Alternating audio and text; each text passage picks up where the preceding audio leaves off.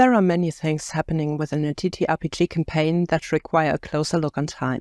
How long did that specific journey through the kingdom take? When is the next full moon? How long until that prophecy your villain is hunting will come true? While some of these time-related questions can be hand-waved, you will want to keep track of others. And that's where the new shiny timelines on World Anvil come into this scenario.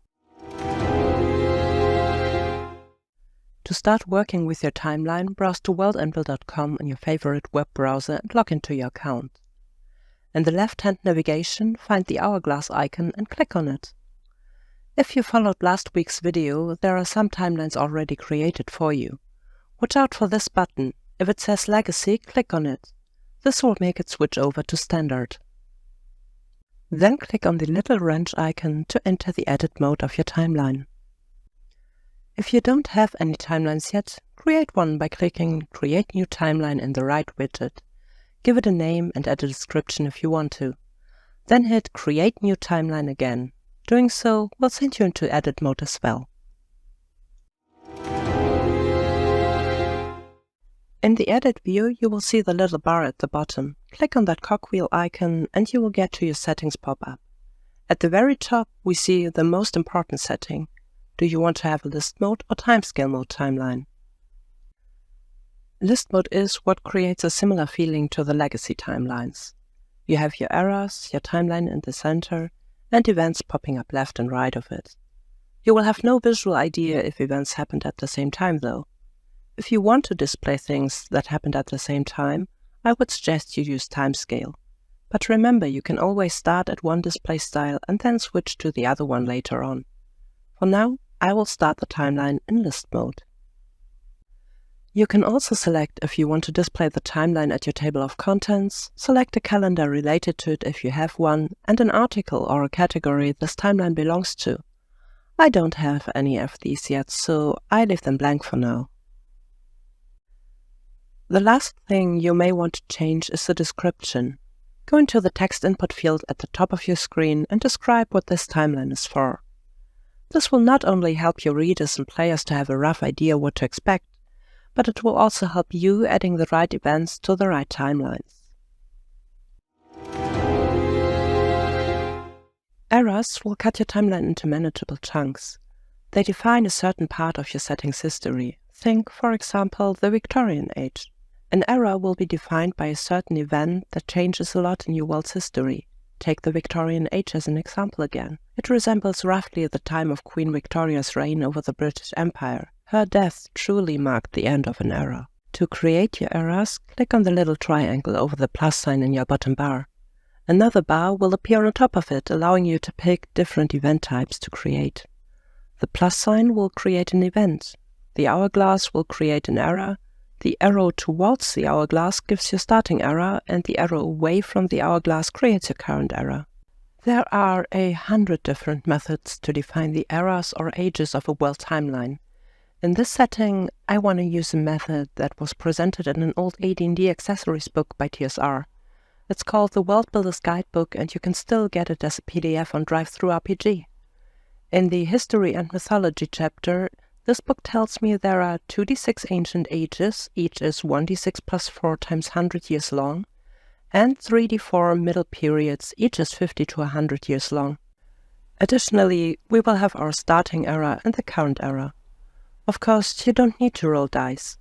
You can also just pick any number you want to. I did the dice rolling in advance and came up with some eras to fill in my timeline. So, let's continue. The very first thing you want to do is create the starting era of your world.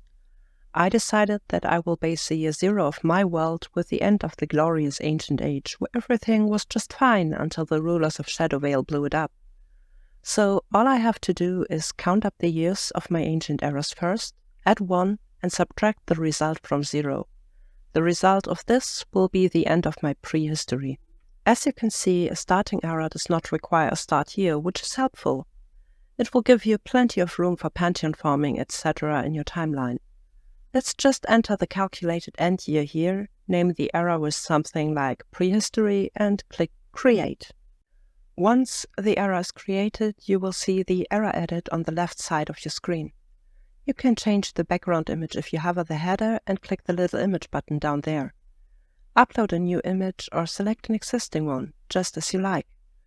You can add an abbreviation for this era, which will appear in the dates. Add a description if you like, select the shine and timeline color, and decide if you want to have the dates in headers. Best part? You don't need to save anything. Just click that little triangle again and let's create our current era. As you can see, this era doesn't require an ending date. That's because it's what's currently happening. To get your starting date, add the duration of your middle periods and add the result in here. Click Create and you'll have a current era. Add the options like you did before. Instead of the option to invert BCE dates, you can select if you want to start the counting from 0 or 1. If you don't know what this means, have a look at Warhammer 40k timelines. They will usually read like 021.m41 instead of 40,021. If you aim for something like this, select the Restart Dates at 1 in the Count Offset option. So, how do we move on from here? We have a starting point and the where we are now. And now we need to fill in the in-between. I find it usually the easiest to move on from the starting era and add in the eras in order. Each one will start 1 year after the last one ended. Let's do this with an example era right now. To create your eras with a start and an ending, click on that triangle and select the last remaining hourglass. Notice how this will change the plus sign in the bottom bar to an hourglass. It makes it easier for you to create the eras from here on, since we don't need to click that triangle again for this. The start year will be 1 year later than the end of our last era, so put that in. This will be your year 1 in that era. Add the duration to that date and subtract 1 again. This is your end year. Click Create again and your era will appear. This time you will have the option to invert BCE dates again and you will see the count offset. I explained this option before, so I won't do it again. Edit your era like the ones before. I will finish my setup off screen and we'll see you with the events. There are many things to consider when it comes to events, but for now we will not worry too much about them. What we will worry about is where to start building the events for our Tile 9. My suggestion is start with the events your players will care about. Usually this means starting at the very end. Which were the meaningful events your characters could have experienced? Which important milestones happened while their characters were alive? Don't overdo it though. 10 to 15 events over the course of about 30 years will be enough to start with. You can always add in more later, or even better, have your players fill in some blanks with their background. This will make them feel even more included and invested into this setting you are building. With that out of the way, let's build some events. Let's click the triangle again and select the plus sign this time. Give your event a name and decide if the event spans more than 1 year, or if it is a single moment in time. Enter the start year in every case, but you can leave the end year open. Click Create and move to the Edit panel on the left. While editing an event, you will have far more options. I'll go through them step by step. At the very top, you can again change the background image, but also you can select tags. I can't even emphasize how important these are. Tag your content will sort it into themes, topics, or broader categories.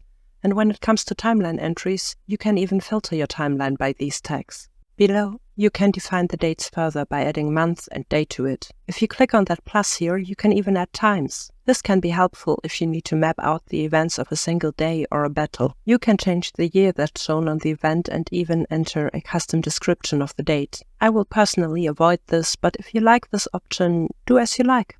Next, pick the event type. There are a lot of types available. Just pick one you think will fit best. This will define the icon on top of your event panel. Then pick the importance this event has. Does it define an era? Is it important for your whole setting or only for a single person? The color picker is something you should already be familiar with after our eras, as well as with the display range. These two options will do exactly the same as before. If you have a paid subscription, you will be able to set an event to private. For our freemium account, we can't do that. Add in a 2 or 3 sentence description about the event if you want to, but you can totally leave that out if your title is already descriptive. And now to the part I am really excited about. Let's add a relation to our event. As you can see, you can add characters, organizations, locations, and other stuff to the event. But what if we don't have created the article we want to add? That's easy. Click on the plus article button in the bottom right corner. Select Character, give it a name and pick a category by typing the first 3 letters of the category name. Then press Shift and Enter. Fill in 2 or 3 sentences about the character, then press Shift and Enter again. Close the little panel by clicking that X, then move back to your Edit panel. If you click the plus sign under Character, you should see your created character article. Just select it. Other articles work just the same. At this point, I will start filling in some additional events and then switch over to Timescale Mode. To navigate in Timescale Mode, I will make use of the right timescale. With the up and down buttons, you can navigate from one event to another and move through them. The events right now are on the center broad timeline. Click on the icon and you can edit them. The Edit panel is the same between the 2 modes, but you will have an additional green scale at the top part of the Edit panel. Moving this will move the event to the left or the right. In total, there are 5 slots to each side of the timeline. If your event has an end date, you will notice a bar coming out of the bottom of your icon. This represents the time this event spans. Great, isn't it? Now, what if you have several events that belong to the same sequence of events and will start at the same time? Just move them to the same column and the icons will be replaced with a number. Click on it. This additional panel shows all the events in the right order if you had month, day, or even time defined. Use the arrow buttons to go through all the events and sort them the way you like. Then decide if you want to keep this view or switch back to list view. By doing this now, you will be able to switch the views whenever you like. At this point, you're pretty much done. Click the eye in the bottom bar to see how your timeline looks in your world. You will notice the search and a little filter icon in the upper right corner. If you click on Search, you can search for any event in your timeline. The filters will allow you to filter events by tags, event types, or importance. Play around with it and, most important, have fun with your timelines. I hope this video was helpful for you to get started with World Anvil timelines. If it was, I made other tutorials for World Anvil. Go and check them out.